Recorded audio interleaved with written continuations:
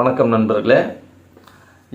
சாரயோகத்தில் ஜெயலலிதா அவர்களோட ஜாதகத்தை நம்ம பார்க்குறோம். இதில் பார்த்தீங்கன்னா மிதுன லக்னம் லக்னாதிபதி புதன் திரிகோணத்தில் இருக்கார். சிம்ம ராசிக்கு அதிபதி பார்த்தீங்கன்னா அதே திரிகோணத்தில் சூரியன் இருக்கார். லக்னாதிபதி ராசியும் சேர்ந்து திரிகோணத்தில் இருக்காங்க. திரிகோணம் வலிமையான இடம். ஓகேங்களா?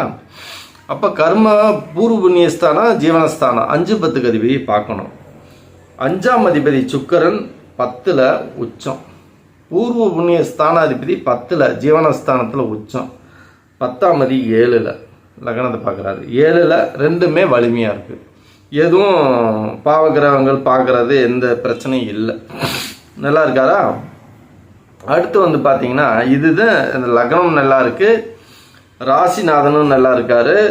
பூர்வ புண்ணியாதி ஸ்தானாதிபதியும் நல்லா இருக்காரு. 10ஆம் அதிபதியும் நல்லா இருக்காரு. ஜீவனஸ்தானமும் நல்லா இருக்கு. இதுக்கப்புறம் சாரயோகம் எப்படி வேலை செய்யுதுன்னா, இதுல 6ஆம் அதிபதியான செவ்வாய் 3ஆம் இடத்துல இருக்காங்க. 3ஆம் இடத்துல இருக்காங்க. 6ஆம் அதிபதி யாருன்னா எதிரிகள் எங்க இருக்காங்க? 3ஆம் இடத்துல இருக்காங்க. 3ஆம் இடத்துல இருக்கும்போது அந்த இடத்த சூரியன் பார்க்குறார். எதிரிகள் பூரா எங்கே இருக்காங்க? கூடவே இருக்காங்க. எல்லாம் சேர்ந்து எதிரி, தனம், கல்வி, வித்தை எல்லாம் சேர்ந்து சந்திரனும் செவ்வாயும் ரெண்டும் சேர்ந்து 3ஆம் இடத்துல. முக்கியமாக பார்க்க வேண்டியது இந்த எதிரிகள் 3ஆம் இடத்துல இருக்கிறது. வெற்றி, தொண்டர்கள், படை, ஆளுமை அப்படிங்கிற இடத்துல 3ஆம் இடத்துல இருக்காங்க. சூரியன் 3ஆம் இடத்தவே பார்க்குறாரு. செவ்வாயும் சந்திரனையும் அப்படியே ஆஃப் பண்ணுறாரு. இதுதான் சாரயோகம். ஒரு எதிரிகள் சப்போர்ட்டாக மாறி அவன் வீட்டில் இருக்கிறான். சூரியன் அந்த வீட்டவே பார்க்கும்போது இவங்களுக்கு 3ஆம் ஆதிபத்திய சாரயோகம் இவங்களுக்கு கிடைக்குது. அப்போ 3ஆம் ஆதிபத்திய சாரயோகம் கிடைக்கும்போது அவங்க சூரியனாவே பார்க்கறதுனால மிக வலிமையான ஒரு அம்சம் நமக்கு அந்த ஜாதகருக்கு கிடைக்கும்.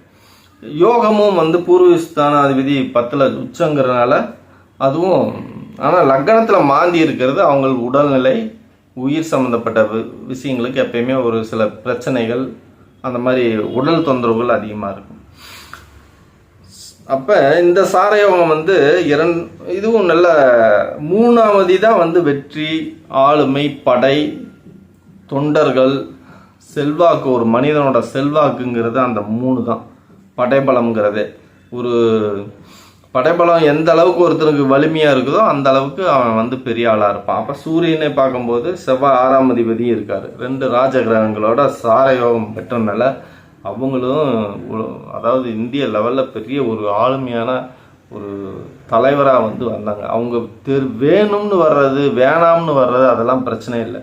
இந்த சாரயோகம் இருந்ததுன்னா அவங்கள தூக்கிட்டு போய் உள்ளே உட்கார வச்சுருவாங்க. அவன் வேணான்னாலும் விட மாட்டானுங்க. அடித்து வம்பு கட்டாயமாக இழுப்பாங்க. வா வா வா அரசியலுக்குன்னு.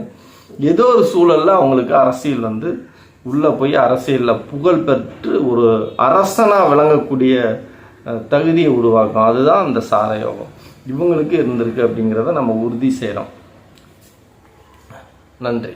அடுத்த இன்னொரு ஜாதகத்தோடு நான் மீண்டும் உங்களை சந்திப்பேன். நன்றி.